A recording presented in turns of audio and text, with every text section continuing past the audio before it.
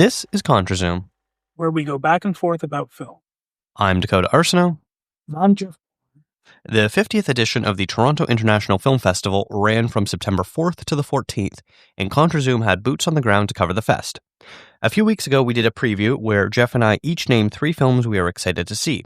We are back today to discuss the films we saw, the big award winners, and to name our own top 3 People's Choice movies, the top prize handed out at TIFF. Joining us today is Thomas Stoneham Judge, the editor at For Real and host of the All My Friends Are Movie Fans podcast, who was last heard on episode 299, the 2025 Oscar draft, where Thomas tied me for second place on our Oscar draft. And then we also have, for the first time, Darren Zakis, the lead reviewer over at Movie Scene Canada, who is making his first appearance on the show. Welcome to the podcast, guys. How are you both doing today? Good. Good to be here. Good to be back. Yeah, happy to be here. Thanks for having me on. Yeah, I can't believe I've never had you on, Darren. This is very surprising. Last year. I don't think so. I don't know. We might have done something else together, but I don't think you've ever been on ContraZoom before. Isn't this the on for the exact TIFF same? one. Yeah, this is the exact same group Yeah. for our TIFF 2024 Really? Oh, is it? episode. Yeah. There you go. Wow. Okay. Well, then never mind. Darren, welcome back to the show. Thank you for coming back. Took you long enough. Nope, you got to redo the whole introduction. Oh, boy. No, can't now, because I'm sure you guys will bring it up some other way if I re-record this about how I screwed it up the first Oh, time. So no, this yeah. stays. Oh, we're absolutely holding that against you. Great. I love this. Starting out the show so strong here. Before we get into things, I'd love to sort of hear about how everyone's TIFF was. Jeff, let's start with you. How's your TIFF this year? It was good. It was busy. I was basically at the Lightbox or on King Street between about 8:30 and 2 a.m. every day. So I took the time off work, and it was probably more exhausting than work. But it was exhausting just watching movies. So, that's much more fun than typical work. So, it was a fun time. And I got to see a lot of movies. I think I might have said this. I probably have said this every year. But in general, I would say I saw way more good movies than I saw bad movies. So, that's always good. And some good, pleasant surprises in there. Nice. Very happy to hear that. And Thomas, what about you? How was your TIFF this year?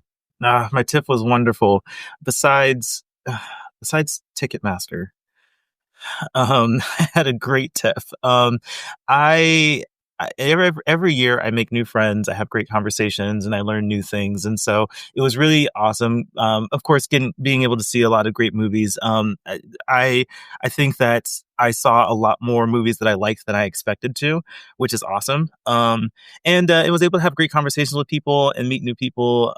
And I appreciate what TIFF offers for press and the access that we get. And I'm looking forward to exploring more of what press and industry badges have to offer in the future. So, this is a great, and again, another good learning experience this year, and I hope to do more next year.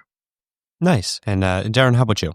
Oh, it was a great time as always, jam-packed with movies. Similar to Jeff, I was starting around, 8 to 9 in the morning and going right to the bitter end before, hanging out with people after the movie. So, we were rocking maybe 4 to 5 hours of sleep a night, attempting to write in between there, which did not go well, and saw lots of great films. So I can't complain. Nice. Yeah. I will say, Darren, Thomas, and I, among with some other people, I won't say how many or who, we're sharing an Airbnb. So it was nice that we kind of we're all hanging out and we're able to discuss movies in real time together. And Jeff, you and I met up several times, which was great. Much better than last year, where I feel like our schedules really only overlapped on the first day and then didn't really see each other after that. I was a little surprised by how much my schedule ended up overlapping with people that I know. Obviously not everyone, unfortunately, but a mutual friend, Brandon, he was at so many of my screenings, and I just ended up sitting next to him with random tickets 2 or 3 times. That's crazy. Yeah.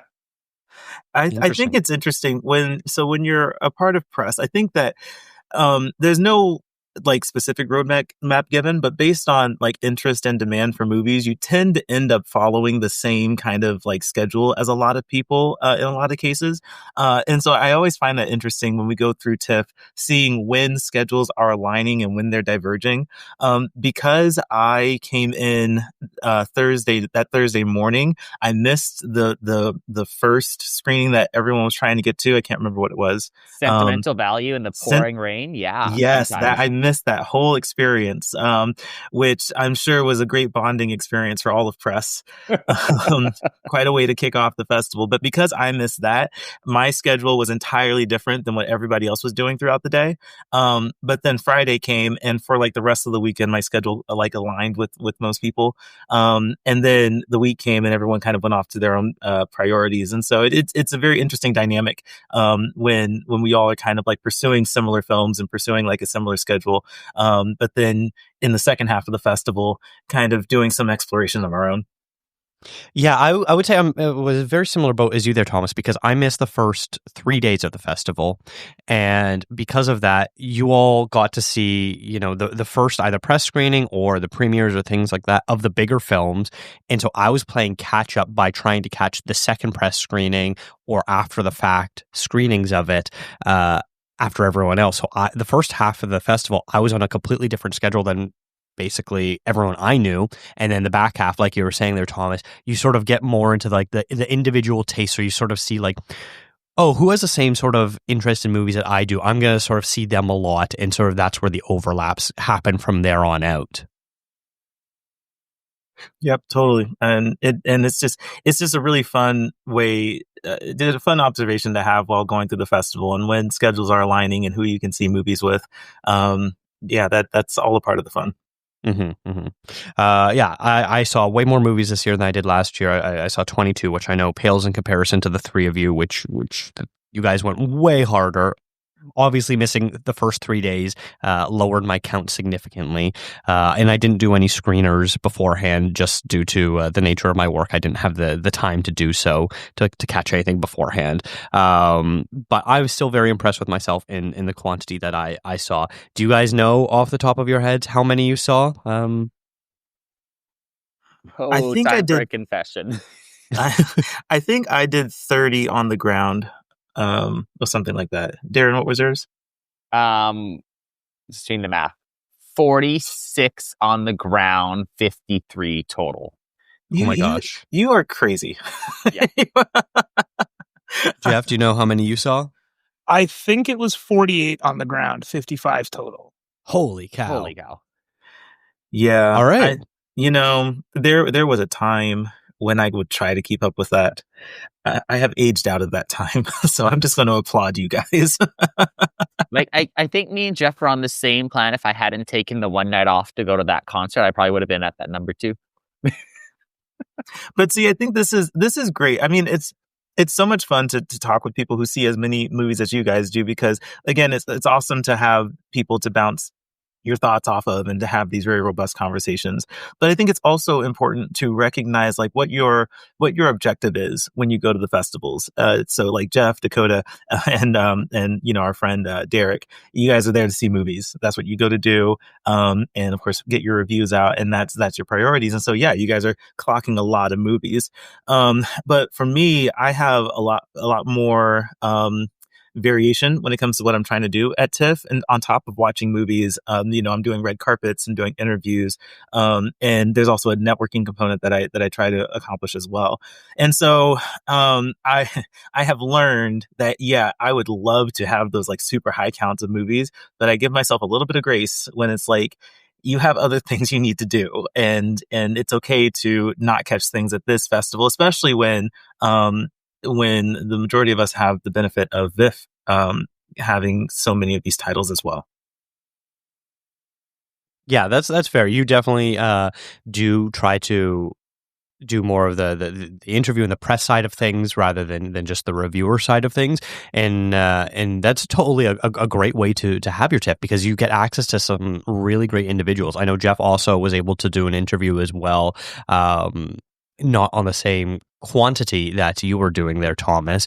But still, that's an important component of TIFF, is that, you have so many great filmmakers and stars and things like that in the city at the same time. So if you want to, you can spend all day, every day just doing interviews if that was what you wanted to do. Oh yeah, I know people who specifically go, and it took me a little bit of time to compute this, but I know people who specifically go just to do red carpets. They'll catch movies if they can, but that's like their secondary objective. Their main thing is to be on red carpets, and so it was funny when I'm trying to have conversations with these friends who.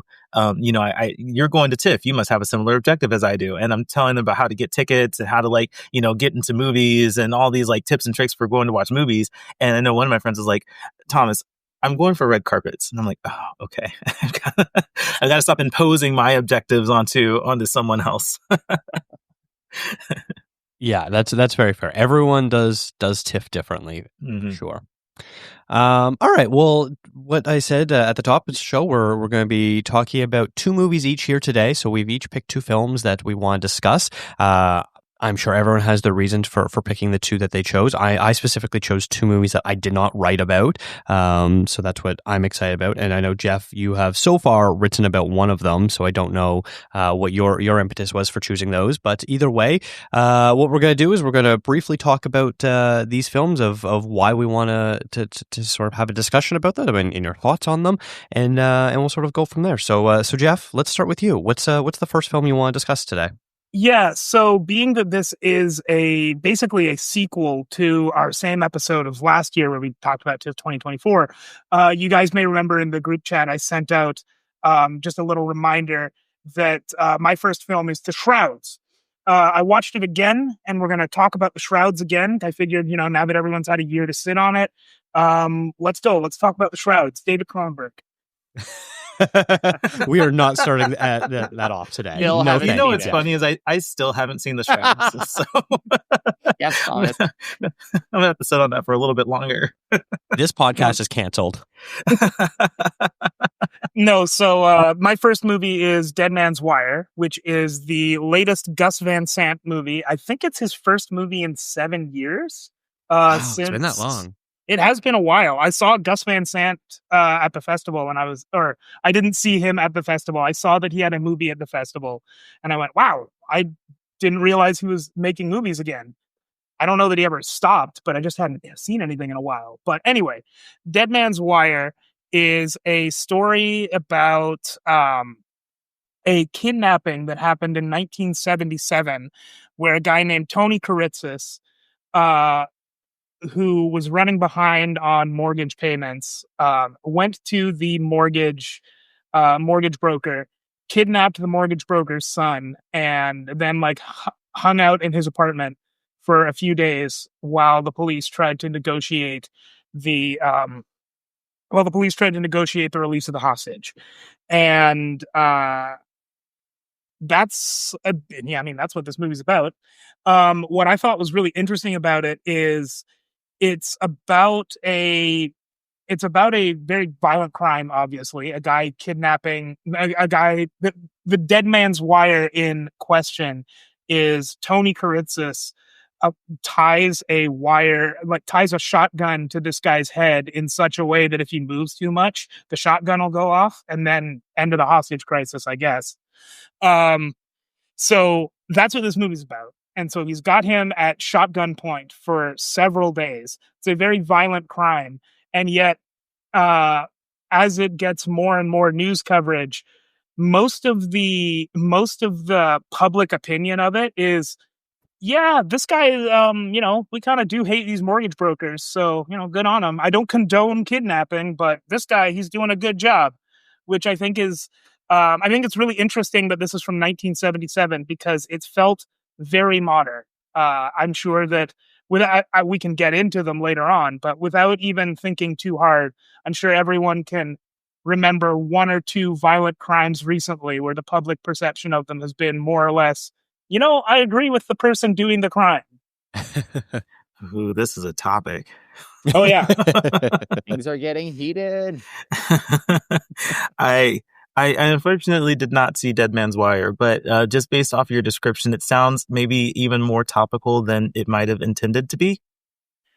And I think just looking back at some of the other films that Gus Van Sant has done, like Elephant, very shortly after Columbine, I think there's a reason that this movie is coming out now. I think that it was probably in production for longer than, the most recent thing that I talk about in my review when it goes up on ContraZoom. But it is very much it. I don't know if I think it was intended to be topical, like maybe more topical than it intended to be, but I think it is very deliberate that it's coming out in 2025 and that the version that was originally supposed to happen probably several years ago with Werner Herzog and Nicolas Cage did not come to pass. Yeah, and it's one of those things where even if the very specific crime that you're talking about didn't happen, the sentiment is still there in today's society. Even looking back at a movie like The Big Short or things like that, where this idea of financial institutions taking advantage of everyday people is something that people are fed up with everywhere. And so, yeah, it would have still been a topical movie, I think, regardless. But you're right. I think it's just become even more topical. Yeah. Yeah. So this movie was really great. And one thing that I liked both how topical it seemed, but also the way that Gus Van Sant directs this movie. He works in archival footage and then also uses a lot of old cameras to make the footage that isn't archival look archival in a lot of cases. So it really feels like you're watching this news report. And actually, it kind of reminds me a little bit of what Late Night with the Devil was trying to do in a lot of places, where it's like, this is we're going to show you the whole show and then a little bit of behind the scenes, but it feels like it nails that a little better than Late Night with the Devil, because Late Night with the Devil, a lot of the quote unquote behind the scenes footage feels more artificial than it should in order to make that point really hit. Where in Dead Man's Wire, I think Gus Van Sant does a really good job of emulating that old news style and working in archival footage in such a way that I'm pretty sure there was one newscaster who was only in old footage. I think it was just old footage, but you can't really tell. Like they might have cast an actor for him. I don't know. That's interesting. That sort of reminds me a little bit of the movie that came out last year about the Olympics, the hostage situation in the Olympics. Wow, I'm blanking on what the name of that title was. September 5th. Yes, September 5th, where they sort of did a similar aspect where, they only were showing archival footage of the main sports anchor. And other than the fact that they cast an actor who basically played the back of his head for shots, you don't ever really see him. So it's a very interesting technique used. Yeah.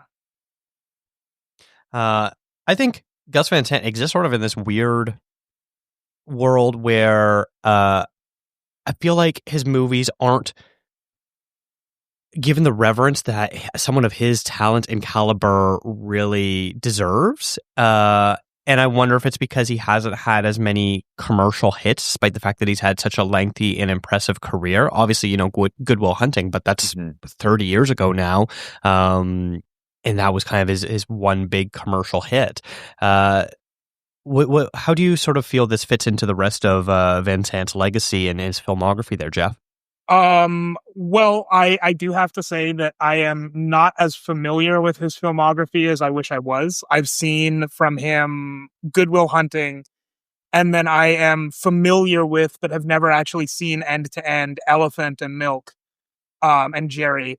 But I think that this sort of, it's definitely not a commercial hit it's definitely not like destined to be a commercial hit in the way of like Good Will Hunting. But I think it fits into, it's exciting enough to break out of just like an indie scene, but it is like very, it's very like from a visual and even and like a screenplay standpoint, it's very like interesting in a way that I think like you would go to it and then you think about it for a long time afterwards, which is sort of, I mean, again, I'm not super familiar with Gus Van Sant's filmography, but that is sort of, I think it does really fit with what it seems like he likes to do. Very fair, very fair. All right. Well, do you have anything else you wanna say about the film, or are we good to move on to our next one? Al Pacino is in this, and he is one of the like worst scumbags I saw at the entire festival. He plays the mortgage broker who was supposed to be kidnapped, and he's awesome in this, in a bad way. I love a good villain performance from Al Pacino. All right. Well, Darren, let's move over to you. What's the first film you want to talk about? So the first film I want to talk about is Carolina Carolyn. Come on, talk about it. Talk I'm about so happy to it. convince you to go to Thomas. Like this, I saw this film on day 2 of the festival at the premiere, and then it was the one I was telling everyone to go see afterwards. It's this great little indie set in kind of the American Midwest, I guess. Yeah, I don't know American geography well. This romance between this young small town girl and this kind of drifter bank robber who rolls into town, and they kind of hit off their romance, blazing strong, and they end up robbing banks. So it kind of turns a little Bonnie and Clyde, and it's just this great little character-driven story. It was Samara Weaving and Kyle Gallner. The chemistry was unreal between them, and it got surprisingly very emotional by the end. Like I walked in going like, "Oh, this is going to be a fun little bank robber romance film." I was not expecting to be sobbing by the end of the movie. Oh wow! Yeah. Oh, this is a good one. It takes place in the American South.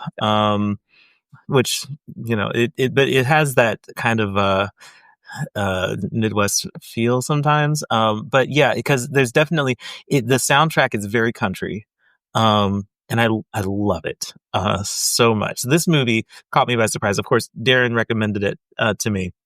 And a couple other friends recommended it as well. And this, I said this on our TIFF wrap up with For Real. I call this my Hitman movie of the festival. Not that it's necessarily the same as Hitman, but my experience with Hitman was like, it was this movie that just went entirely under my radar. I totally overlooked it. And then I was recommended it by multiple people over and over at the festival.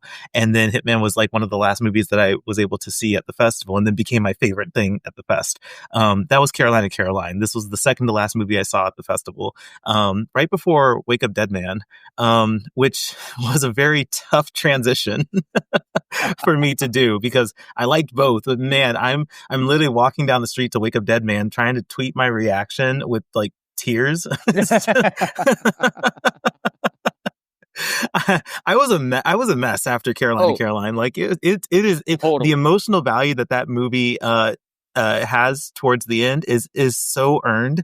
I loved it. And I second everything Darren's saying about the chemistry between the two leads. That was definitely what kept me like invested in the film. And just I just really enjoyed being along for the ride. And kind of the turn that it takes, and how they kind of deal with that. And then of course, how everything goes just like put me in tears. I was not expecting that, but I loved it. Wow. Yeah. This is one that I had wanted to see, but just wasn't able to fit it into my schedule. And yeah, the way you guys are describing it makes it even more interesting to me. It's the same director who did Snack Shack, a movie that I feel like no one saw last year that I absolutely loved.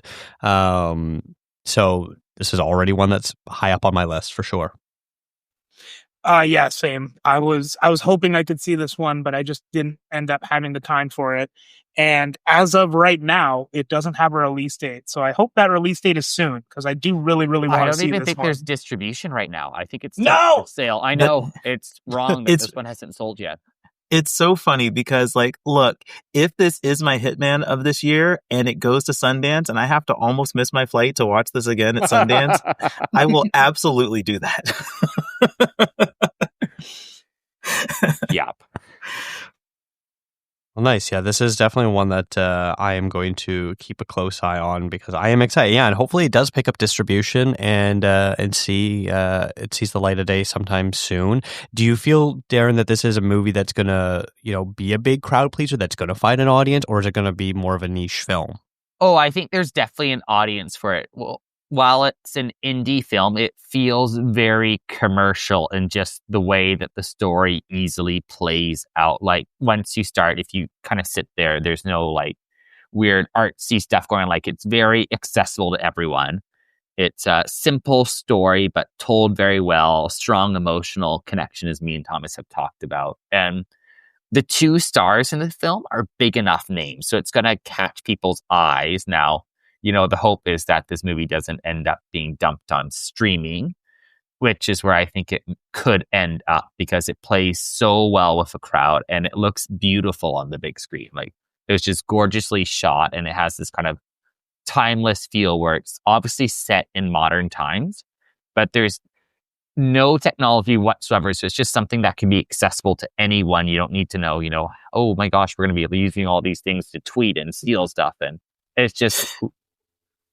That's actually a really good point. Simple. And I was thinking about that during the movie too, because, to pull off heists like this, you can't have the technology that we have right now. Mm-hmm. And so you go through the movie kind of presuming that this takes place, maybe like in the 90s or 2000s, but it does feel very contemporary.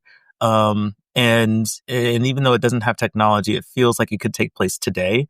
But it kind of exists in a way. It kind of exists out of time in that sense. But I think that just makes, again, to Darren's point, I think it makes it more accessible.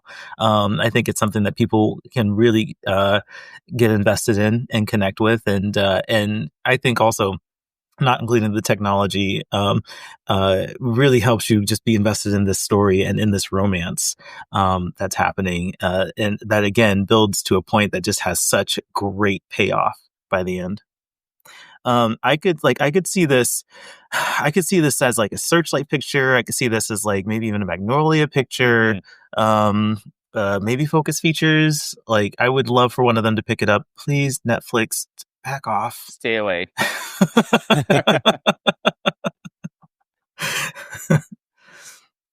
Yeah, I think that's all of our hopes, is none of our favorite films ever end up on streaming, but unfortunately that's the world we sadly live in. Mm-hmm. Yeah. All right. Well, Thomas, let's move over to you. What's the first film you want to talk about? Okay, so I wasn't like I didn't know what to expect from this movie going into the festival, but I ended up getting a ticket kind of towards the beginning of the festival and started looking forward to it. But the movie that I want to talk about first is Hedda. Directed by Nia DaCosta, starring Tessa Thompson, Nina Haas. This movie is so petty. I love it. Yeah. Tessa Thompson, you know what? Put her in these like petty like Victorian, I guess, kind of with the British accent. Do that all day. I'm here for it, because what she does with this character is so deviously diabolical, Yeah. deviously delicious. It's so just entertaining to watch. And the thing about Hedda is that when you watch it, it's very entertaining to watch and very fun to watch how petty it is. I've never seen Downton Abbey, but a lot of people compared it to Downton Abbey. And just kind of what I know about that series is definitely version of Downton Abbey. Yeah. Yes, it's very gossipy. It's very petty. It's very like tit for tat. I love it. But I think that what I really appreciated about this movie is that it's so quick with its quips that I'm confident this is going to be a great second watch. there are so many times where a joke or like a snide comment happens and you kind of miss it because you're trying to pay attention to what's going on in the scene. And those snide comments are so quick that on second watch, you're going to pick up so many more of those comments and statements and just like the underhandedness that happens in this movie. I will say I kind of, the ending didn't go quite the way that I expected it to, but I think I had so much fun getting up to the end that I forgave it. Like I want to watch this movie again. I want to experience this again. I love Tessa Thompson in this role. I love Nina Hoss. In this kind of competing role. And then Imogen Poots just kind of like trying to navigate the hostility between the two. It's so great. Yeah, this is a movie that like I also was on my radar. Didn't get the chance to see. I'm not familiar with this play that it's based on, the Henrik Ibsen play. I am familiar with some of his other works, but not this one. Obviously, it's a very famous and well known play, Hedda Gabler.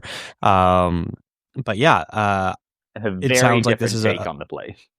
Is it? Okay, yeah, but it sounds like it's a very good adaptation. I'm not familiar with the play either, but I went to the world premiere screening and got to listen to the Q&A, some of those clips I just posted on our social media.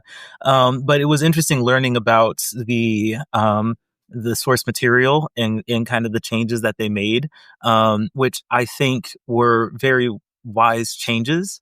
It doesn't feel like they made changes just for the sake of making changes. It seems like there was very intentional reasons that they changed the gender of a character, or that they added this or took this away or had the ending go the way that it did.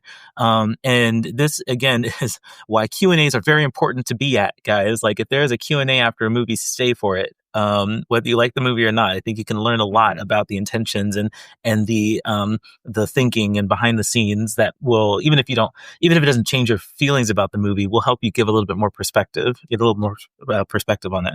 And so it was really cool to be a part of that Q&A and to hear. Yeah, I'm not familiar with the source material, but I think I got enough from that Q&A to understand, like, okay, I get why you guys did what you did in this movie as an adaptation. Yes, when Q&As work out. Oftentimes they do not, but sometimes they're fantastic sources of information for sure. I think we've all been in those screenings where the moderator's just asking not very good questions. Oh, that's a good point. They turn to the audience and it's just comments rather than questions. Yeah. So like if you're moderating a Q&A, please do your homework and just have, you only need like 3 questions. Okay. We're not doing an Oprah interview for, 60 minutes. Like just have 3 thought-provoking questions, 4 thought-provoking questions, and don't ask the audience. And don't insinuate that the actor is a failed actor, because that never goes well. Oh, wait, what movie was that from? That was Sacrifice and Chris Evans. It was. That's right. Yes. But it's funny because that also happens in Sentimental Value. Oh boy. Remember the interview where they're interviewing Dakota Fanning's character, and it's like, oh yeah, well, since now that you have a real role, we learn lessons, guys. Learn lessons and learn it secondhand. Don't do it yourself. Jeff, was this one that you were able to catch up with? Yeah, this is one that I caught. It was in the middle of a heavy movie day, and it was a lot. There's a lot happening in this movie. So I am very excited to rewatch it, because I think on my first watch, it was all right, but there was a lot that I think I just missed just because of how quick this movie goes. Mm-hmm. So I'm very excited for when this one comes out. And I was actually also at that premiere screening, and I did not have time to stick around for the Q&A. So that's understandable. Let me clarify. If you're a critic at a festival trying to get 5 movies in a day, you may not have time. That's understandable. Go watch my clips on our social media. I will do that like immediately, actually. Just make sure the volume is kept down while we're recording, because I don't think we want to hear Thomas twice. I want to hear Thomas twice. Of course you do. All right. Well, let's talk about my first movie, which I think I'm the only person that saw this one. I don't know. The Christophers, which is You did see it? Yeah. Okay, good. Right. But I don't want you to talk on it because I'm not going to like what you have to say. I'm positive on it. Okay, that's fine. So mine is The Christophers, the latest from Steven Soderbergh, his third movie this year, which is absolute insanity. But it is about the children of a once famous artist who hire a forger to complete some unfinished, long ago abandoned canvases so they'll have an inheritance when he dies. This stars Ian McKellen and Michaela Cole. And so Ian McKellen plays this, legendary older artist who has this series of paintings called The Christophers. And I guess in the 80s and 90s, this was his most well-known works. And so a bunch of them were very popular and they sold for a lot of money. But then he ended up having, I can't remember the exact number, I think it's 11 unfinished Christophers, just sitting in his attic that was in a locked room that he hadn't looked down in decades. And so his children see this as an opportunity, since he has all the original canvases and paintbrushes and paints and all this sort of stuff, to hire a very talented artist in Michaela Cole to disguise herself as his assistant. And then in her spare time, complete them enough so that way they could be sold as when he dies, they can go, look, we found the long lost Christophers that never saw the light of day. And then they get an inheritance from it. This is a very intimate film. It is just, for the most part, two actors in a single room in, the studio of Ian McKellen's house in London. And it is all about word exchanges, word play, this repartee that the two of them have, where you've got Ian McKellen's painter, a guy named Julian Sklar, who is just over the top, says the most ridiculous, inflammatory things to get reactions out of people. But it's done in a way that's interesting because back in his day, as a bisexual man, he was on the forefront of progressive culture. He was an artist, he was bisexual, he was politically different, all these sort of things that make you stand out from the crowd. Except for now, in today's day and age, he's now a part of the establishment in that regard. And the things that he's saying is politically incorrect and not right for today. And so it's very interesting sort of seeing how you can be progressive at one point and then find yourself a part of the old guard later in your life. And then we've got Michaela Cole, who is just there basically giving full body eye rolls at all these ridiculous things that Ian McKellen is saying. And I absolutely love it. Now, heads up, there is a bit of a jump scare in this, in the sense of James Corden is in this movie. For anyone who goes in not knowing that he is in it, he plays one of the two adult children of Ian McKellen, who, along with Jessica Gunning, who most people probably would recognize from Baby Reindeer, as these two people who are trying to hire Michaela Cole to be the artist to finish for their inheritance. So yes, I guess, Darren, I will ask you, what did you think of this film since you saw this? There's so much hesitation. It is. I know, because I was at the premiere and lots of the press walked out very negative on the movie, and I wasn't negative. I think there was a lot left to be desired from it. I think Michaela Cole and Ian McKellen were phenomenal together, and just watching them feed off each other, because the film is very much just the two of them talking for almost the entire 90-minute runtime, and not like talking in, multiple short scenes. Like, they are long, probably like 15, 20-minute scenes each time.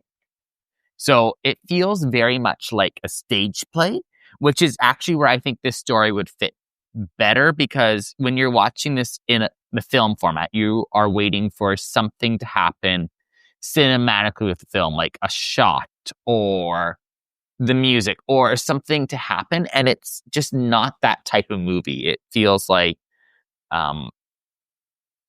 Steven Soderbergh and friends got together on the weekends after shooting other films midweek to shoot this little film, and did one scene a day and shot it over 3 or 4 weeks.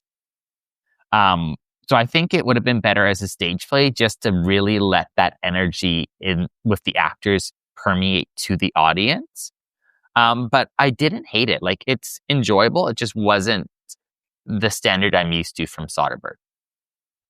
And see, I find that kind of interesting, because Soderbergh has such a wide-ranging career, and he's gone through his experimental phases, shot on iPhone, trying to do this and that the way he crafts his films. But then he also has these very small, intimate films as well. And they often kind of, I don't want to call them his lesser films, but they're definitely ones that get overlooked quite often. And this sort of fits in that same milieu of this is very much, just a dialogue film of, two people in a room sort of thing. It's not experimental formally, but it's experimental in the sense of how can we keep stripping away the layers of what makes a movie. This is not Ocean's 11. This is not Soderbergh like that, or Aaron Brockovich, or things like that, or Traffic. This is Soderbergh being like, let's just keep this as simple as possible, and can we still tell an interesting story? And I am fully aware of why this movie probably is not going to work for a lot of people. There is very little plot. Yes, there is this plot of, hiring this artist to complete these, forgotten paintings. And that's kind of it. That it pops up every once in a while, but that's not the driving force of what this movie is. This is about two people having conversations about art and life and where they see themselves in the world. And so it is going to be a miss for a lot of people, or too quaint or too boring or things like that. But for me, it worked because I thought, as you said, Darren, the chemistry between the two of them is absolutely fantastic. They work really well pairing off each other, and they're both really witty. And frankly, that's sort of all I need. It's sort of similar to some of like Richard Linklater's films where some people aren't on the same page. Like, I really love Nouvelle Vague. That's basically a hangout film for him. And some people want it more from that. And I could totally see why people would want more from the Christophers. But what we were given is something that I really appreciate and worked for me. So the Christophers was on my radar only because a good friend of mine, our friend Taylor Baker over at Drinking the Movies, he is a massive Soderbergh fan. Massive. Like, if he went to TIFF, that would be like the one movie he would see, and then like he could leave. So like I pay attention to Soderbergh, but also I can't really describe what my relationship is with his movies, because like theoretically I have this respect for what he does as a filmmaker, but practically I tend to skip his movies at festivals, and I feel really bad for like Presence. I could have seen Presence at Sundance, didn't do that. Could have seen it at TIFF, didn't do that. Could have seen it at VIFF, didn't do that. I still have not seen Presence.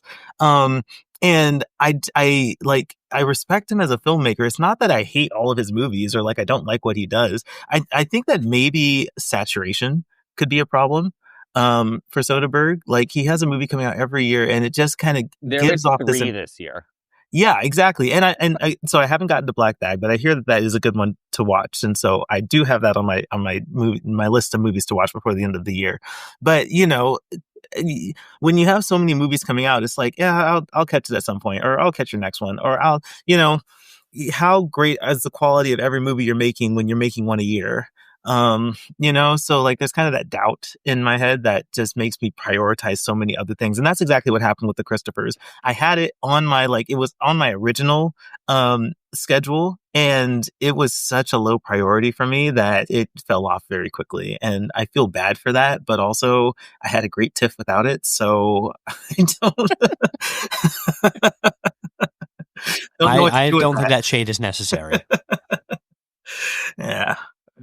Jeff, am I correct in saying that you didn't catch this one? No, I did. I did see this one. Okay. Yeah, I thought it was delightful. I think that I think it's on the surface very different from Black Bag and Presence. But the more I think about it, the more it reminds me of Presence, and that it's just like, it does feel, I think it was Darren that said it, it feels like he just kind of shot this between other movies when he could get, Ian McKellen and Michaela Cole in a room for a day really quick.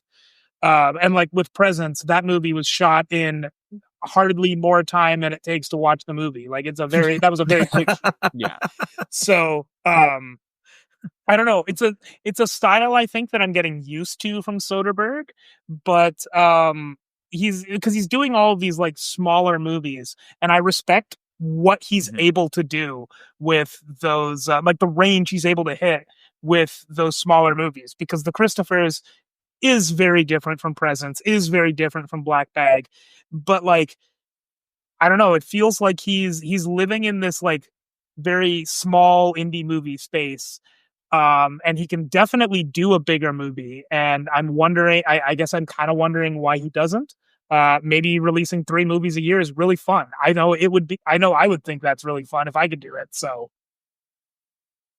Yeah, he sort of exists in this world where, like, I know I've had discussions with other film fans where it's like, oh, I would love it if Christopher Nolan went back to his roots and did like a small gritty film, or someone like Denis Villeneuve, or what would a small indie Spielberg film look like? We love these big lush productions, but like, let's see what they could do with their current skill level of what they used to do at their roots. And I think Soderbergh is kind of at that point where he's just like, yeah, I can do these big flashy, epics, but I can also do these really small intimate things where I can do it with a minimal crew, only a couple lights, that sort of thing, and make something interesting, because he does have that skill level and passion to still push a project like this through. Mhm. Like, you're making these jokes about it was probably shot on weekends. He might have literally been doing that because this takes place in London, same as Black Bag. He might have been working on both of these movies at the same time. That was not a joke.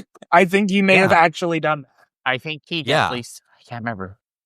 Was it? It might have been weekends in the Q&A. I can't remember exactly, but yeah, it was definitely put together on a very like that wouldn't surprise me at all. So yeah, this is one that, like, I definitely think it's going to, like, Black Bag went under the radar for a lot of people. I know a lot of critics are going to have it high on their year-end list. Me specifically, it's going to be there. But like the general movie going public, this was a complete oversight for them. They did not see Black Bag, and I feel like the Christophers is even going to be that even more. It's going to be like Presents, where people were like, oh yeah, I'm seeing the new Soderbergh. Oh yeah, Black Bag. No, the other new Soderbergh. And so this might be a type of movie that in 10 years people go back and like, hey, how did no one ever see this movie and talk about it? This is a really interesting little experiment that he's doing. And it's an experiment, like I said, not in the traditional Soderbergh way. It's an experiment of removing elements as opposed to adding elements. So I'm very curious to sort of see what the legacy of this movie is going to end up being. But for now, I do fear that it's not going to end up with much of an audience. All right, well, let's move on to our second picks. Jeff, we'll go back to you. What's the second film you want to talk about? All right. This is a movie that I ended up seeing pretty late into my TIFF, but one that was pretty high on my radar from the onset. A movie called The Ugly. So this is a Jeff, movie. I love that you picked this movie. I love it. Perfect. That's always a good thing to hear. So this movie is by Yeon Sang-ho, the guy who did Train to Busan, and it is much more scaled down than Train to Busan. It's not a zombie movie. It's just sort of it's kind of a whodunit after the main character is a stamp company president, and his father is a blind stamp maker and like a national treasure of Korea. And he's lived most of his life just with his father, but his mother's skeletal remains are found. And so in the aftermath of that, he tries to figure out, how his mother died, because as far as he was concerned, she disappeared 40 years ago and no one ever knew what happened. So he wants to sort of figure out what happened. And so that's what this movie is. He's going around interviewing anyone who knew or could have known his mother to try and piece together the story of who his mother was, how his mother and father met, and what ultimately happened there. And that's what this movie is. And I didn't realize this until I was just reading the TIFF write-up on it just before this episode. So this movie looks really good. Visually and everything. It looks about as, personally, with the exception of there not being as much CGI, it visually looks as good as Train to Busan easily. But this is an extremely scaled back production with, I think, 20 people that worked on the movie, and like multiple people playing multiple different roles. And basically this is a tiny indie production, and it doesn't look like that at all.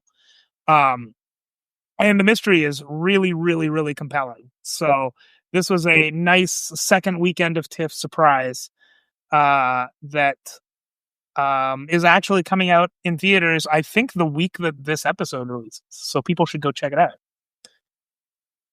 Wow, this is a movie that completely missed my radar. The title is one that I feel like doesn't quite, as far as not seeing it, doesn't seem to match its description. I'm sure it probably plays an important part in what the movie is. But it's every once in a while you'll get those movie titles where for some reason it just doesn't stick with you. And you're like, what's that movie again? Which one is that? And I heard people talking about The Ugly a few times, and I could never make the connection. I did not realize that this is from the same director who did Train to Busan. If I knew that, this probably would have been higher on my radar. You know what's interesting is that I actually would not recommend mentioning Train to Busan when talking about this movie, because they're both great movies, and like Jeff is saying, visually, technically speaking, they look very similar despite the production scales, the production difference between the two. But if you watch Train to Busan, that movie is incredible, and there's a lot of anxiety, and I think that there can be a problem when you look at the description and it says South Korean mystery thriller, and then you tie that to Train to Busan. The expectations that you would have going into this movie are going to be completely different than what this movie actually is. That's fair. But what it is, though, is very interesting. I mean, yes, there are. It is a mystery, and I mean, I guess you can say that there's thriller aspects to it. It's maybe a level of suspense or anxiety as you try to figure out this mystery. But really, it's a drama. It's a drama that is really just trying to answer questions and be very journalistic about it, because the main character is kind of doing these interviews with the journalist, and the story starts one way at the beginning of the movie and then ends up morphing, as sometimes journalism does. And I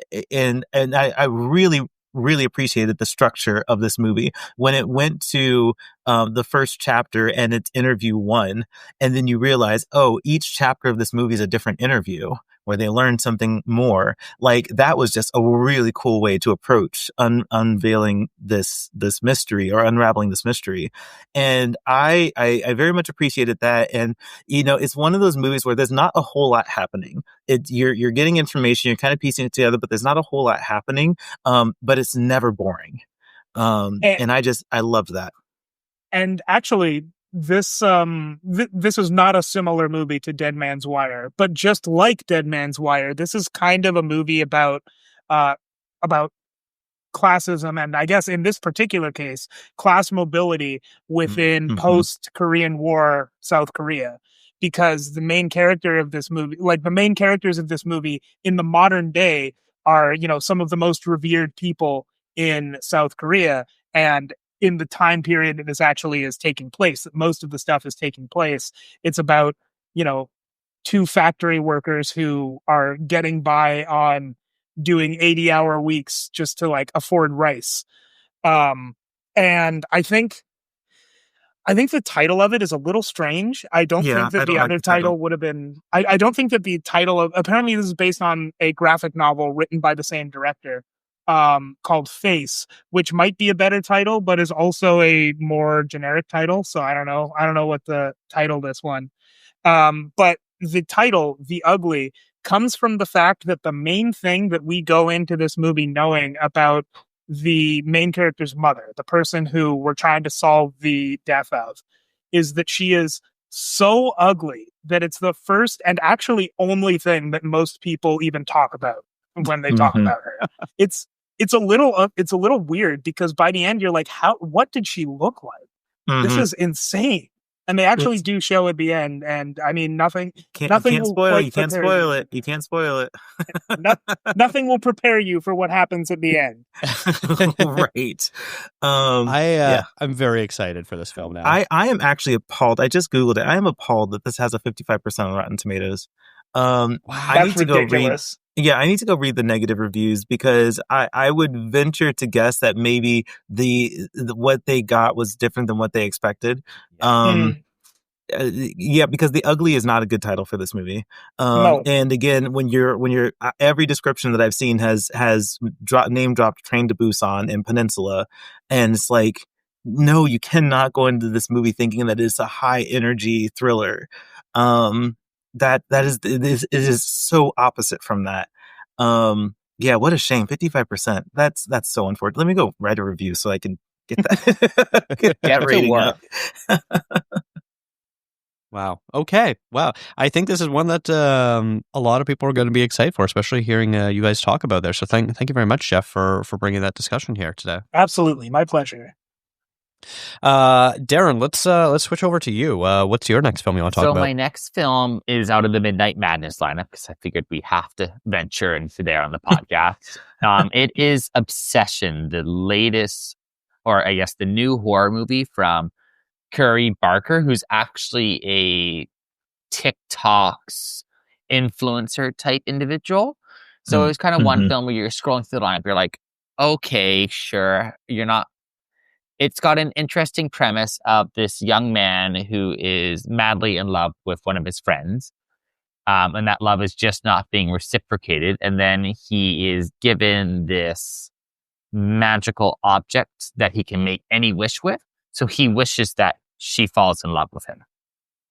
And that's where it goes from. So it's this very small, super low budget horror movie. But it starts off, the first 15 minutes are this kind of like little idyllic rom-com. You know, you've got the friends group, everyone's laughing, and he's looking across the room at her. He drives her home, and there's this whole conversation.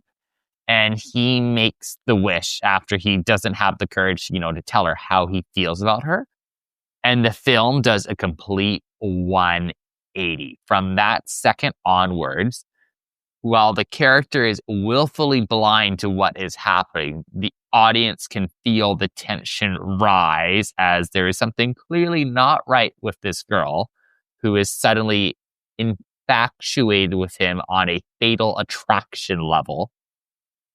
And the movie just goes from there. And I don't want to say where it goes because you can guess where it's heading, but the lengths it goes to are just unhinged. Yes, more comedians making horror movies. I am here for it.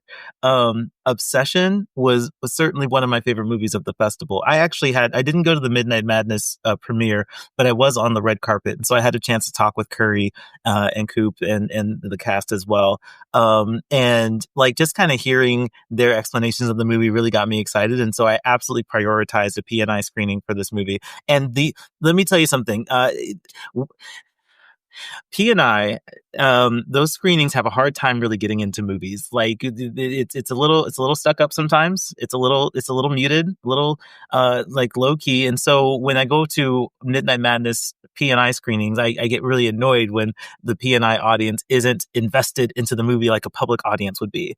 Let me tell you, P&I turned up for Obsession, and I could not be more grateful for that because this is a movie to engage with, and not just like jump scares, because it's not one of those movies that lives and dies on jump scares. But just like reacting to what's happening. Like there's obviously scary moments, there's shocking things that happen, but there was one moment in the movie where literally when it happens, the whole theater went, ah. And that's the fun of the movie. It's not just horror. It's just like really cringy relationship moments that you're just like, oh, buddy, like, no, like, what are you doing? There is a moment where the whole theater had this like big sigh of disappointment. Like everybody unanimously felt the same way about this moment. And we all had the same reaction. It was great, right? And it's nice to have that. I mean, again, this is why I like people kind of stepping out of their wheelhouse into, something like a story like this, where you can have a little bit more diversity in the kind of emotions that you feel with these movies. So that was a standout moment where the whole audience just had this moment of disappointment and we all reacted to it. But Darren is right. As soon as that wish happens, everything from there just goes from 0 to 100, and you're just not ready for whatever is going to happen next. And the unpredictability of it, just kind of the surprising things that happen, and then how the movie ultimately plays out. It's just, this is the horror movie out of TIFF that I will be recommending to friends whenever it comes out. Like it is so accessible, and I bet it's out for Valentine's Day next year. Like this is the Let's horror go. movie for Valentine's Day. Yes, let's go. I'm on the same page as with you there, Thomas. I've already been recommending this to several people, and it's one that's like very easy. Be like, okay, it's a horror comedy, but like you set up this premise of, and he makes a wish. And it goes from there, and I'm sure your imagination can take you to where you want it to go. More or less, you can picture where this type of movie will go. Obviously, the specifics, which we are not getting into here, you won't be able to expect or predict. But this idea of what the emotional commitment to this film and what this cast and crew are bringing to this film, it's very easy to understand where it's going to go. I will say, this might have literally been one of the scariest movies I've ever watched. I'm very particular with the horror I watch, and there were several moments in this where I was sure that this is going to live rent-free in my head for a very long time. With we haven't mentioned her yet, but Indy Navarrete, who plays the girl in it, Nikki. An impressive performance like I've never seen before.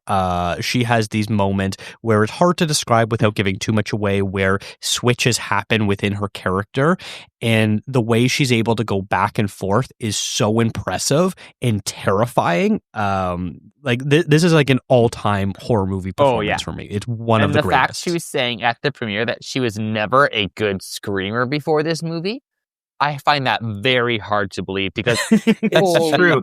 Shit. She said that in my interview with her too. Like, that's one of the things she learned while doing this, and I'm like, no way. Yeah, I watched the movie. I'm like, there's no way. You had to practice at some point, because you are a bona fide scream queen for sure. Yeah, so highly recommend this one. Jeff, were you able to catch this one? No, this was one that as soon as I started hearing the reactions, I was like, I have to be able to catch this one. And I just couldn't, unfortunately. So this is one that I'll be in the theater day one for it, because I've heard nothing but the most enthusiastic reactions. So I'm very sad I couldn't catch this one. I'm pretty sure as soon as the movie ended, I messaged you saying this is definitely a Jeff movie and you need to see it in theaters. You did say that. But yeah, this is definitely a movie that like works way better with a crowd. Darren is absolutely right. Yeah, the P&I crowd turned out. I think it helped that this was such a late screening for a press and industry screening. Like, what time did it start? It started like 9:00 or something like that. So it had the feelings of a Midnight Madness screening because it was so much later in the day, which I think really helped. But yeah, if you're watching this just at home streaming, it's not going to have the same value to you, I think, as it would if you see this in theaters. So I imagine when this does eventually come out, all of us who did see it beforehand are going to be really obnoxious about forcing people to go to theaters to see I'm this. dragging friends to theaters. Like, it's a non-starter. You are. Oh, absolutely. This is one that you need that communal experience for this one. I mean, I highly, highly, highly recommend a theatrical experience. But if for whatever reason you can't get to a theater and it gets to VOD or streaming, like, gather like 6, 8 friends, 10 friends, and just have some drinks and to have a great time with this movie. It is so much fun. Mm-hmm. Yeah, and like obviously every movie we like, we hope finds an audience and gets the support deserved. But this is definitely one of those movies that like you really hope it finds its audience because it's going to play so well. Like I could see, the audience scores, those things, always take them with a grain of salt, as ridiculous that they are. I think this is going to test really well with audiences. Oh, it totally will. The Midnight Madness screening was going absolutely insane for this movie. Like, uncomfortable screaming, laughter. Like, it was just firing on all levels to the point where I thought it could have taken the People's Choice Award for Midnight Madness. And it almost did. It almost did. Oh, yeah. We will get to that. Yeah, shortly, it totally would have if the Midnight Madness winner wasn't the Midnight Madness winner, which sounds stupid, but like, if you know, I guess. Yeah. We all knew walking into that festival that movie was winning. Right. Yeah. All right. Well, let's keep this rolling. Thomas, what's your second film that you want to talk about? This was another surprise at the festival. And you know what? Like, I knew I wanted to see this movie. I just didn't know if it was like a must see at the at the premiere screening, or if I should wait until VIFF. Like, it was kind of up in the air. But I did manage to get a ticket to the premiere screening to this one. And the movie's Tuner. by Daniel Roher, I think is how you pronounce his name. And this movie just has so many great moments in it. I think it stars. It has Dustin Hoffman. It stars Leah Woodall and Havana Rose Liu, who all do great performances. But Leah Woodall is someone I think I recognize from TV. I did watch the show one day, and I watched White Lotus, and so I recognize him from TV shows. But this is a movie star, guys. Mm-hmm. Like he gives a great lead performance here, and really demonstrates that he is a leading man for sure. And I am so happy to see him take on this role and really, really own it and just do such a great job with it. So props to him for doing such a good role, a good part in this movie. But essentially it's about this piano tuner, who ends up getting, caught up in kind of a crime ring where he's, because of his tuning ability and his hearing, he has a hearing impairment, but he still is able to tune and also, as it turns out, hear the clicking of a lock, so he can pick locks, dial locks really well. So he gets brought into this crime ring, and the movie is kind of about him and this relationship that he starts, but also trying to balance life with this crime life that he has now fallen into. It's so good. There are thriller aspects to it. There's romantic aspects to it. The score is so jazzy. I had a chance to talk with the composer actually, and it was so cool to hear about how this like synth jazz score came into being for this movie, and it works so well for what we see. And yeah, there's moments in this movie that are just like these like really great like punches, I think.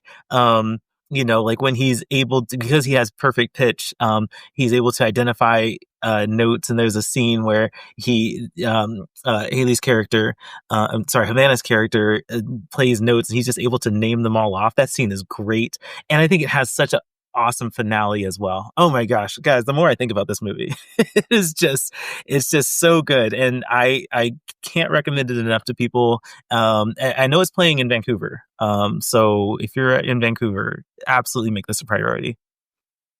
Yeah, this was last minute edition for me. I saw this on the last day of the festival, and it was like the last day of the festival was really good for me, but it was one of the highlights of the festival for sure.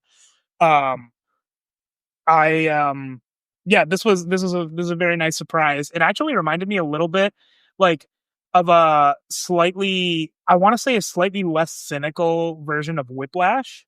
Oh yeah. It's got a very similar setting kind of, but it's a little bit more feel good while still being very tense, because it is a crime movie kind of. Yeah. It was Whiplash meets Good Will Hunting meets Baby Driver. It was just this really blend that kind of pulled what everyone loved about those individual films and just put it together so entertainingly. Like, I was at a secondary public screening and the audience loved it, and it was just such a fun movie. And I don't mean that in like a derogatory way, like, oh, it was fun, it wasn't anything, well made, because it was well made and well done across the board, but it was just so enjoyable. And that last line, there was definitely an applause. I went at the premiere screening, there was an applause for that last line. It was great. This is a movie that's very high on my list. It wasn't one that was on my radar going into the festival, but after everyone coming out raving, it seems to be one of those movies that like wasn't on people's radar and then all of a sudden jumped to being the top, one of the most talked about films. It's very interesting. You talked about how the director is Daniel Roher, who this is his fiction debut because he's a documentary filmmaker. Yeah. He just won an Oscar a couple years ago for Navalny, the documentary about the Russian opposition leader. So very surprising. It sort of reminds me a little bit of Joshua Oppenheimer, who very famously did movies like The Act of Killing and The Look of Silence, and then last year came out with his musical air quotes around film. Musical. The end. Yeah. Which was not very well received. So it seems like Rohrer is having a better transition from nonfiction works to fiction works than Oppenheimer did. That is a great observation, because if you don't know anything about this director, you could very easily assume this is his third or fourth narrative film. Mm-hmm. You could very easily assume that, and for this to be a narrative feature debut, it's so well made, and just so well done that, yeah, this guy has a bright future ahead as a filmmaker, I think. Nice. All right. Well, I want to talk about my last film, and that is the third installment in the Knives Out series, and that is Wake Up Dead Man, directed by Ryan Johnson. Yes, ending on a good note. Yes. Now, I went into this movie, I hadn't watched the trailer. And, I think if you are a fan of the Knives Out movies, you're probably also trying to avoid things about that. So I think we are all going to do our best here to avoid talking about the plot as much as possible, which is obviously very difficult when you're trying to review a movie. Except for this movie. Everyone knows the whodunit structure, so you can talk about it generally, and it works. This is the one exception where you can talk about a movie without divulging plot details. Yeah. And I think it also worked because going in, I don't know, because I didn't watch the trailer, I didn't know who the victim was going to be in this. So I'm also going to avoid mentioning who the victim is this. But basically, suffice to say, this is about a young reverend played by Josh O'Connor who, as a act of punishment, gets transferred to a small town church where the congregation is slowly dwindling because the man who is leading the congregation there is getting more and more divisive with his rhetoric, and he has a small flock of people that are basically his inner circle of parishioners, and so you sort of see this dynamic of weeding out people through this extremist way of talking about religion and how it galvanizes them, each for their own very different and unique reasons. But yeah, obviously we've got Daniel Craig coming back as the detective Benoit Blanc. And then the main character that we're following is Josh O'Connor, who does play this young reverend. And then we've got Josh Brolin as the Monsignor, the extremist religious leader. And then his sort of flock is Jeremy Renner, Andrew Scott, Kerry Washington, Kaylee Spaney, and Daryl McCormick. And then he's got two employees that work for him, played by Glenn Close and Thomas Hayden Church. So I have very vaguely sort of laid out what this movie is about. I don't really know how much more I can say about the plot. I'll say this. I think the first film is still the best in the series. I think everyone's sort of mileage is going to differ about what they like about each of these films. The first one is still, I think, the best made. It has the best casting and all this sort of things like that. I still really enjoy, I don't want to call it stunt casting, but the fact that he's able to get so many big names to play this ensemble pieces is terrific. And I think everyone is having a great time playing these parts. It's also very, talking about Dead Man's Wire at the beginning of this show, also very politically relevant of what is going on today. You hear some of the things going on. There was a certain person who died during the festival in the U.S. that, sounded very similar to some of the characters in this movie. And the religious and the political, that is one of the main themes of this movie, is how this extreme religion does breed extreme politics and vice versa. Mm-hmm. Yeah, there's a character in this who is sort of a failed political candidate, and so he comes into this church trying to figure out where to go to next, and realizes that Josh Brolin's speech is perfect for today's political climate, which you can't help but listen to him talk, and you can turn on the American news and you will hear a lot of people saying very similar things. I try to avoid turning on the American news. As we all do. I don't blame you, Thomas. Yeah, I'm just steeped in it. But I think the thing that I took away from this movie when I left the theater, the thing that I thought most prominently, this was also my final movie of TIFF. Couldn't have ended better. Love it. But the thing that I thought walking away from this movie is, despite the criticisms it has about politics, despite the criticisms it has about religion, I don't think anyone can walk away from this movie offended. Like, what a challenge to have such strong opinions about institutions, but still tell a story that is unoffensive to any of the people in those groups or institutions. I think that this movie is so carefully and mindfully written to be able to express criticisms and express critiques and air out that kind of dirty laundry, but also still have a respect and reverence for what people get out of these institutions and what people get out of religion, and the benefits that offers individuals.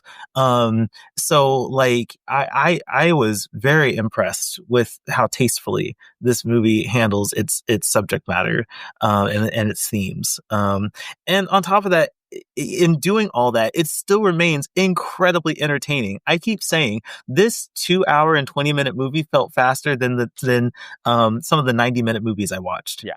Like, it is so entertaining and so fun to watch. And the mystery, I think, is one of those mysteries where, and I've said this before, you can make educated guesses early on at who it is and possibly be correct about that. But it is very hard to pinpoint the why until you get to the end and they have the explanation.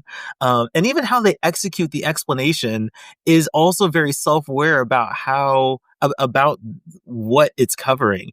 And I'm trying very hard not to give spoilers. It's so hard. It is. But like, when people, since I've gone to TIFF, everyone asks like, oh, what were your favorites? And one of the things I've learned is that my favorites are movies that people are not going to be knowing about for a while. So I've learned to kind of filter those out in conversations with the general population. But they'll say, what were your favorites? And my go-to is, Wake Up Dead Man is great. When that goes to theaters in November, go see it. When it's on Netflix, if that's what you choose, watch it. Like, that is a great movie that I think is going to, really appeal to a mass audience, as the Knives Out movies have very successfully done. What about you, Jeff? How did this one work for you? I mean, I'm not sure what else to say that Thomas hasn't already said, except that, like, with one thing I really like about Rian Johnson's movies, I remember listening to him on a podcast probably back in 2013, and he was talking about Looper at the time. And Looper, I didn't watch Looper and think of it as a like deeply Catholic movie, but he was talking about how his Catholic upbringing really informs basically all of his movies, including but not limited to Looper and Star Wars. And like, I think it comes out the most here, and I think that's sort of why this movie feels, I think inoffensive maybe has the wrong connotation that I'm going for, but as Thomas was saying, like, no one's going to get offended by this, because I think what really comes through here is that Rian Johnson himself takes these things very seriously. Like, I don't know if he still is a practicing Catholic or not. He's not. But he talked about this at the premiere. Yeah. Okay. So, but this is clearly something that was important to a significant part of his life. And he is able to, like, he knows what people get from this and how this can be weaponized. And so he's bringing his own parts into this. And I think, I love, again, like Dakota said, how he's able to get these giant casts, these like very big, high profile casts for these movies. And while I think this one is, for me, one of the, I think that of the three, this one might be personally one of the weaker casts as a whole, like one of the weaker ensembles of the whole series. I think Josh O'Connor might be the best single performance across all of the Knives Out movies. Yeah, he's really Absolutely. great for sure. Totally agree with Josh O'Connor. Just owning this movie. Like this whole movie really rests on his shoulders, and it's such a change because we kind of expect Benoit Blanc to be kind of the center of the movie, but the first, I don't know, quarter of the film is Joss O'Connor just holding holding the movie up, and once Benoit Blanc gets more involved, obviously he's there more often, but it's still very much Joss O'Connor holding this narrative together and really just giving a great performance here. I'll say that Jeffrey Wright is in this movie at the very beginning and the very end of this movie, maybe has 6 lines total, and he does the most Jeffrey Wright thing of stealing the movie. Weirdly enough, I was at 2 movies this TIFF where Jeffrey Wright is in it within the framing device, and that's it. But he's there. And I didn't understand why I see 2 Jeffrey Wright movies and he's like a framing guy in both of them. Yeah. It was very strange. I mean, if you get the chance to cast Jeffrey Wright, you do it. Every director should take advantage of that. You're not wrong. So I have no complaints with that. Yeah. Okay. I think that's about as much as we can say about this movie without really divulging much. This one. Sure. Yeah, please. And it goes to a testament as Rian Johnson as a writer is, while the Knives Out films are all whodunit, he's not repeating the same thing. And this may be getting a little bit into spoiler territories, but if you know the general premise, it's not that much of a surprise, but it's the kind of tone and themes of this film. Like the first one is very much the family murder mystery.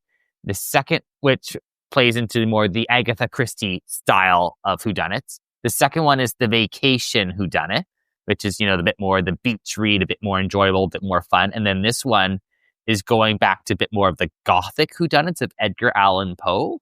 And it's this kind of changing in tone and dynamics of the film while keeping the same whodunit structure, his comedy, and these large ensemble cast that keeps making these films stand out on their own and not going, well, the first one did this better, because while it's the same narrative structure, they're completely different. And I think that's what the longevity of this series has. And hopefully, if we're lucky to get more, that this keeps changing and he keeps trying something different with them, because that's what makes them so much fun. It's so cool how like you're saying, we get these original stories and they feel original, even though they're working within the same structure.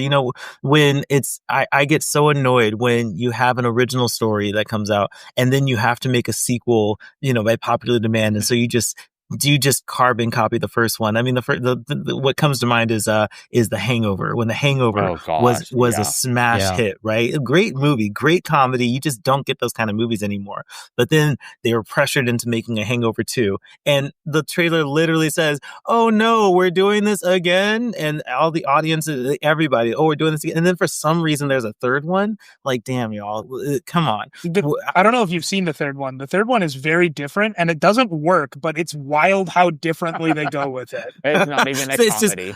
Overcorrect. No, I did not see the third one because I was so disillusioned by the second one. I'm out of the series. I don't care anymore. You guys clearly, you had a great idea the first time and you just didn't have anything to follow up with.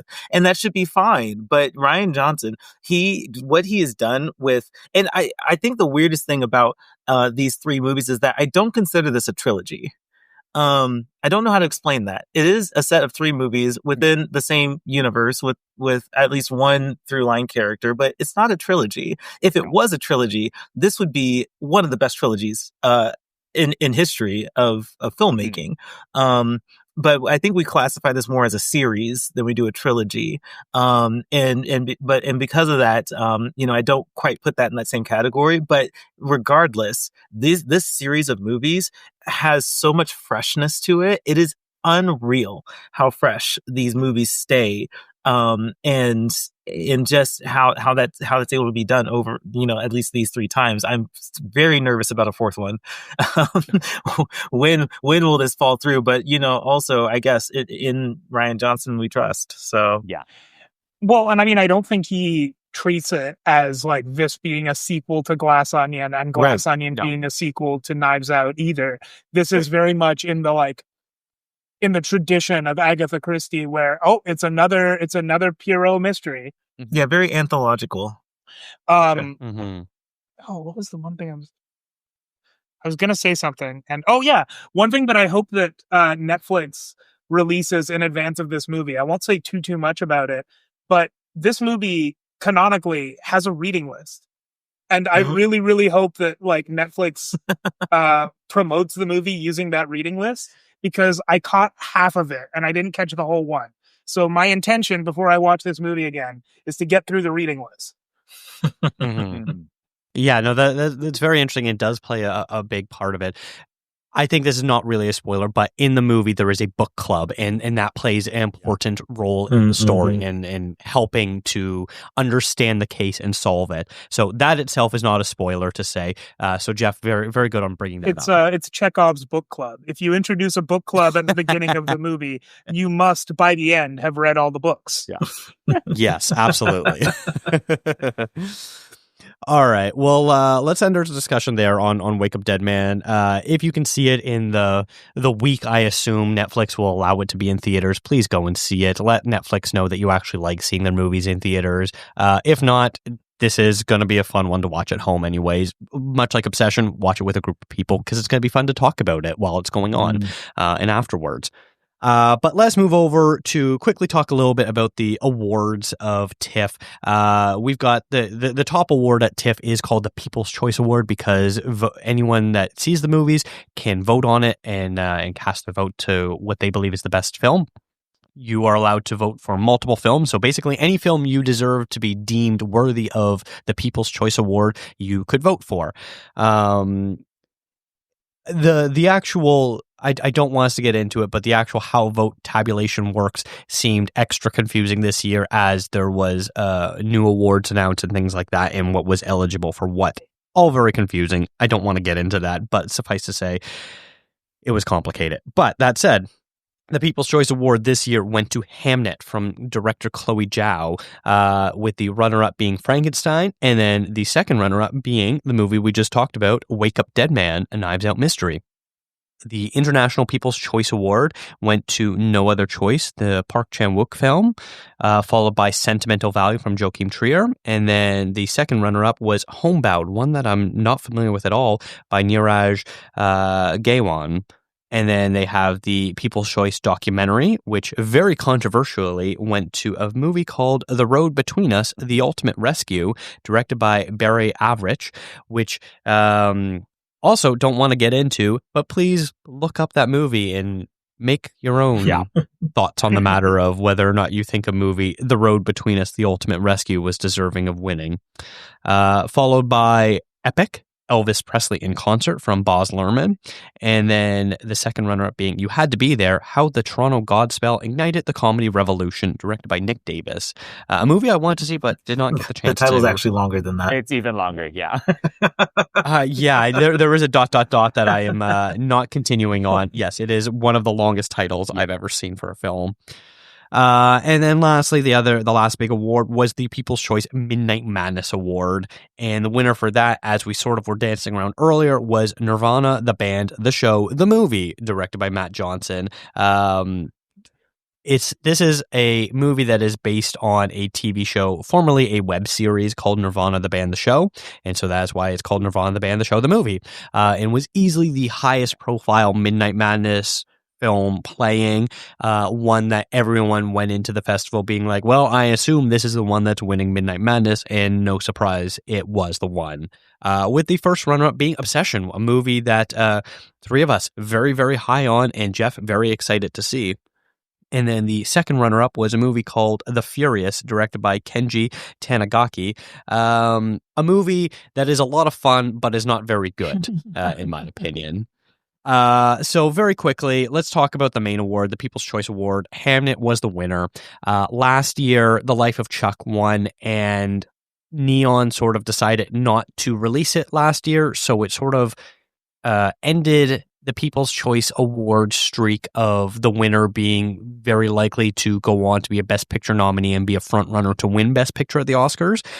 Now we're back with Hamnet, which is going to get a release this year and looks to be, one of maybe 3 or 4 movies in serious contention to win Best Picture. Do we sort of agree with that sentiment in terms of Hamnet going back to the PCA Let's clarify that Life of Chuck can still get nominated for Best Picture. Exactly. Yeah, it hasn't ended that streak yet. The streak is not over just yet. Now, will it? I think the likelihood is very low. But stranger things have happened. I am projecting Hamnet to win Best Picture. I just think it has all of the emotional value. It has all the filmmaking prowess. And Chloe Zhao has been to the Oscars already. So it also is important to recognize that Chloe Zhao is also the only filmmaker to win People's Choice twice. Yeah. So or only filmmaker or only female filmmaker? Is it female filmmaker or only filmmaker? I do believe it's only filmmaker. I'm pretty sure it's only filmmaker. I think that was the headline I saw. I don't know for sure. Yeah. I'm sure we'll fact check that and put it in the notes or in the description. But yeah, but it's still an incredible accomplishment to win People's Choice twice, especially in such a short time frame. So I just Hamnet feels like a Best Picture winner. And not only that, I think it deserves to be a Best Picture winner. I absolutely would endorse this movie winning Best Picture. We'll obviously in January, we'll see who the nominees are and see what the competition is. But at this point, now Hamnet, I'm expecting to win Best Picture. And Jessie Buckley, I will be shocked if she doesn't win Best Actress. Now we're sort of haven't said it yet, but if anyone is sort of confused why we're saying Hamnet, it is based on the William Shakespeare play Hamlet. And in the opening titles, they tell us that the name Hamnet and Hamlet was used interchangeably while Shakespeare was writing the play and in the years following. It was only, I don't know how many years afterwards that they basically settled on Hamlet was the description of it. And without saying too much, but it basically is the time of Shakespeare's life of when he is writing Hamlet and sort of the inspiration behind it, so to speak. But yeah, it is an incredible film. It just misses my top three. We're going to name our own top threes as my number 4 film of the festival. Absolutely incredible. And I do believe it's obviously going to get nominated for Best Picture. And I think it's a serious contender up there with like One Battle After Another as a potential winner. Thank you for clarifying the Hamnet thing, because I've had friends that are like, oh, they misspelled Hamlet. No, that's not. It is also not a based typo. on a novel of the same name. Yes, that is true. Yeah, it's based on a novel where they decided to use the name Hamnet. So this is a sort of work of fiction. There are elements of truth and reality to this story. These are real people, obviously, and real things, but this is obviously a bit of a fictionalized account of what they believe to be the inspiration behind it. And also, if it was called Hamlet, then we wouldn't have been able to have the Riz Ahmed Hamlet. Yeah. I highly doubt they would have 2 movies with the same name in the same festival. I don't know. It's already confusing enough. Like there are 3 Hamlet adaptations at the festival. Were there only 3 or were there more? Because I saw 3. I know that there are 3. There could have been more. Shakespeare was alive and well. Because there's also Scarlet. Scarlet was also a Hamlet adaptation. Yeah. And those are the only 3 I saw, but I heard there might have been more. It's possible. Shakespeare was alive and well at this festival. Yeah. As he should. All right. Well, then let's sort of talk about what our own personal top 3 would be if we were able to make our own ballot. Jeff, let's start with you. What would your People's Choice winner and 2 runners up? Oh man, my winner would be The Testament of Anne Lee, which hopefully will even release this year. I'm not optimistic. I think that might be a 2026 release. Yeah. But that is from Mona Fastvold, the one of the screenwriters of The Brutalist. She did the screenplay for The Testament of Anne Lee along with Brady Corbett, and they switched this time. So she was directing instead of Brady Corbett. And it does feel very similar to The Brutalist, but it's way less bleak, and it's a musical, and it's very, very cool. There is a review of that one on ContraZoom if anyone is interested. And then my runner-up would be Kokuho, which is yes, talk about it. I am so excited to see Coco. That was a movie. I'm sorry, I'm totally hijacking your top three. All good. Coco is one that I was going to make a non-negotiable priority at TIFF. And the only reason that changed was because it ended up getting picked up at VIFF as well. And I figured it'd be much easier to watch a 3-hour film at VIFF than it would be at TIFF. But this one is high. I am so excited for Coco.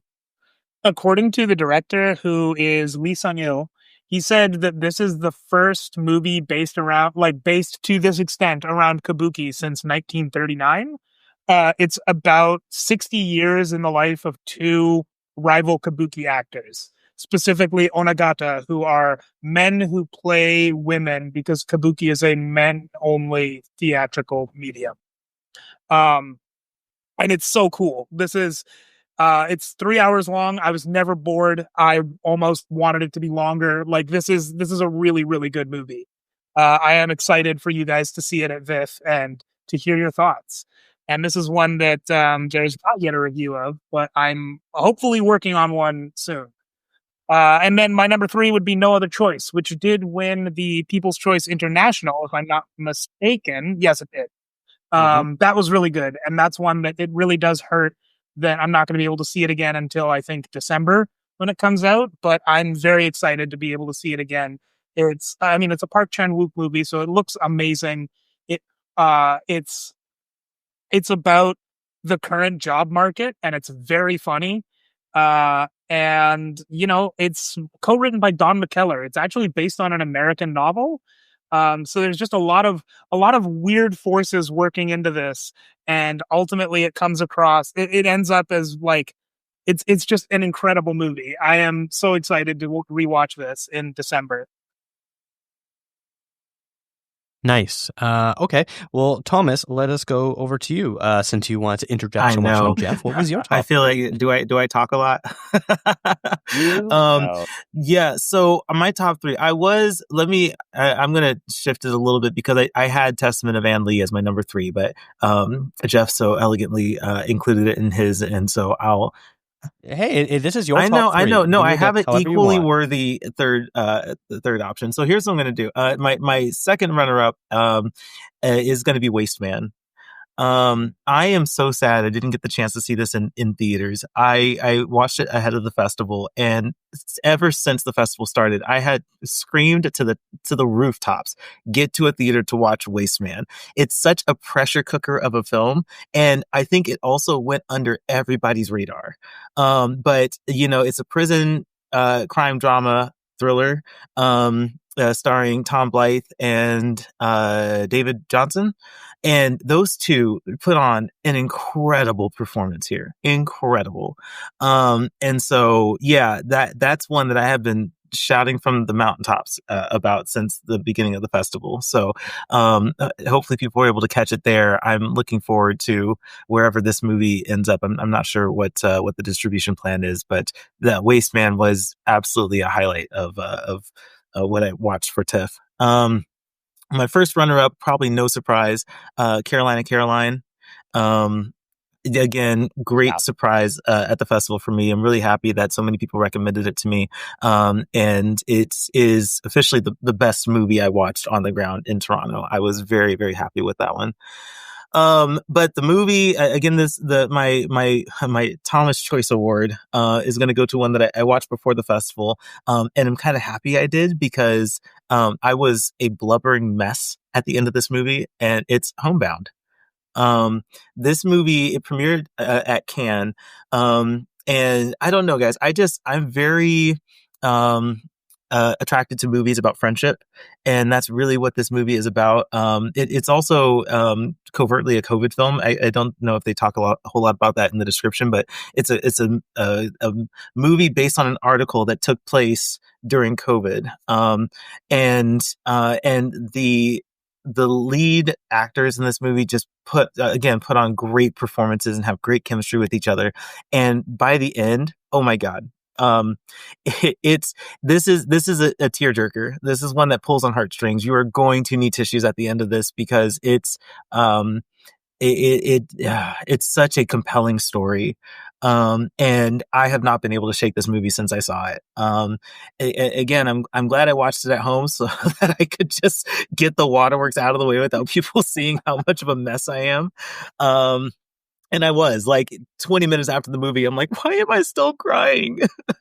But it's so good. It looks beautiful.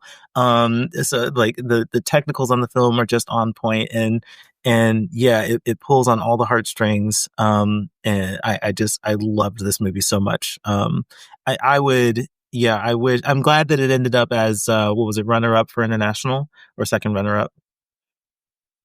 It was a second. I'm happy it ended up on that list because it is certainly one that I would hope gets an Oscar nomination. I don't think it will win, but I do want more attention on this movie.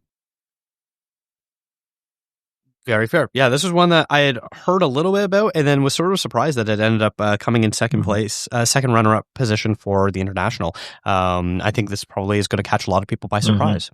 Yeah, bring tissues. All right, Darren, what were your three films? So my People's Choice winner would be Guillermo del Toro's Frankenstein. I just adored every aspect of that film, and I cannot wait to see it again. And just shouting this out for yourself, Dakota, and Thomas, but the VIFF Center is getting a 35 mil print of it come October. So no way. Definitely check that one out on the big screen if you can. It's just everything we love and know about Del Toro as a director, and he takes on one of the most iconic monsters in cinema. I loved it.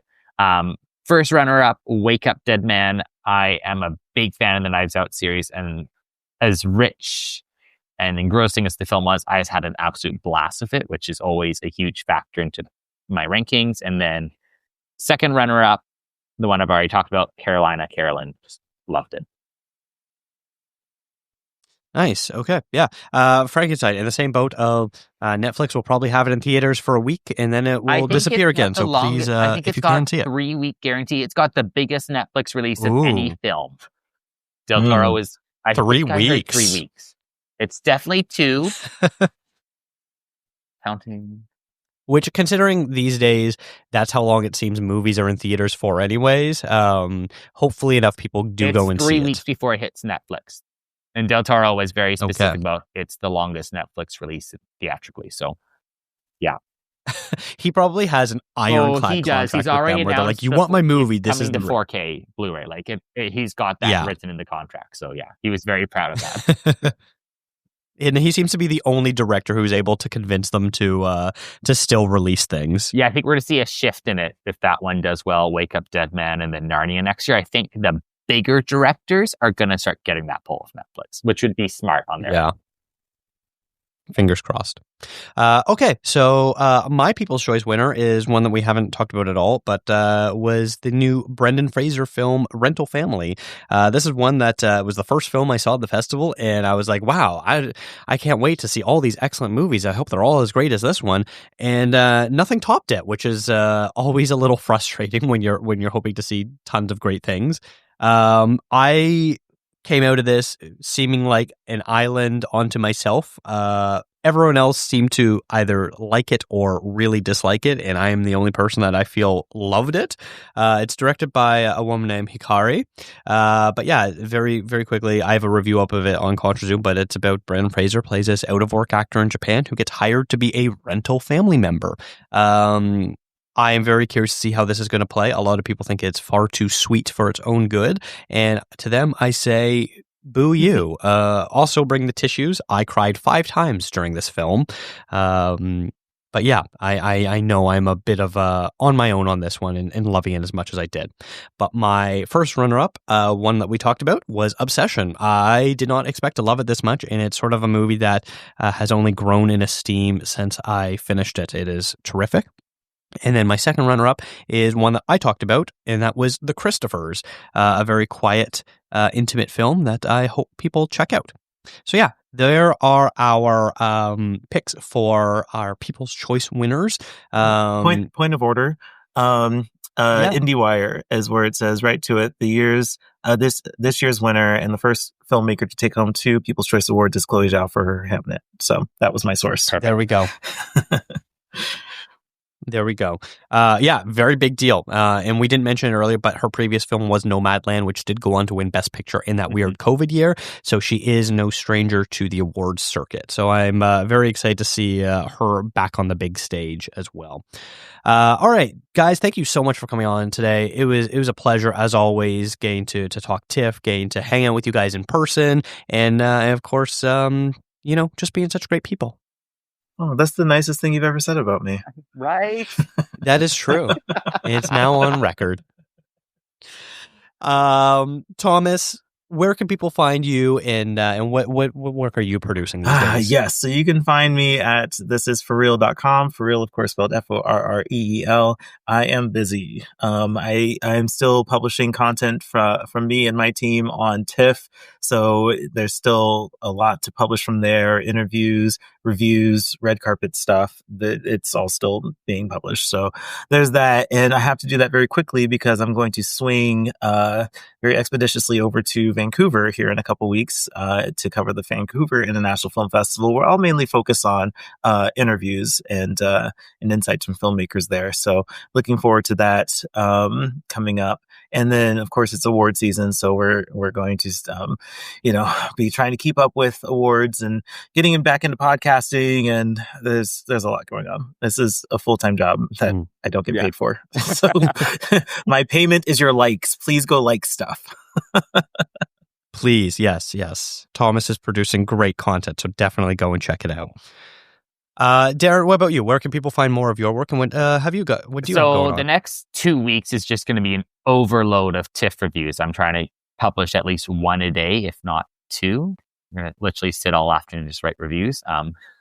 Try and catch up before Vancouver starts. But you can find all my work. It's all on Instagram at Darren Movie Reviews, or if you want a bit more traditional print version, you can find it all at moviescenecanada.com. Excellent. And Jeff, thank you again for being such a great co-host. Where can people find more of your work, and what do you have going on? Well, like everyone else has already said, lots of TIFF reviews coming up. I still have a bunch of screeners that I need to watch, and a few reviews from during the festival and even before the festival that I need to finish. So there are already at least, I want to say, 3 or 4 reviews of mine from TIFF that are up on ContraZoomPod.com. But there will be lots more over the next couple of weeks. And then we're doing I'm recording the Classic Movies Live TIFF review episode sometime today. So that will, if our usual release schedules are the way they usually are, then that'll be out either, the day after you're hearing this, or it might already be out. And that includes some fun guest appearances. So check it out. Yeah, I'm very excited to hear your wrap-up podcast. You and Pierre always do a good job of him asking you very interesting questions that you don't normally think to ask someone that goes to a film festival. So I appreciate Pierre's hard work there. And yeah, you did get some fun guests. A little spoiler alert, I think I will be in it unless you've decided to scrap that portion.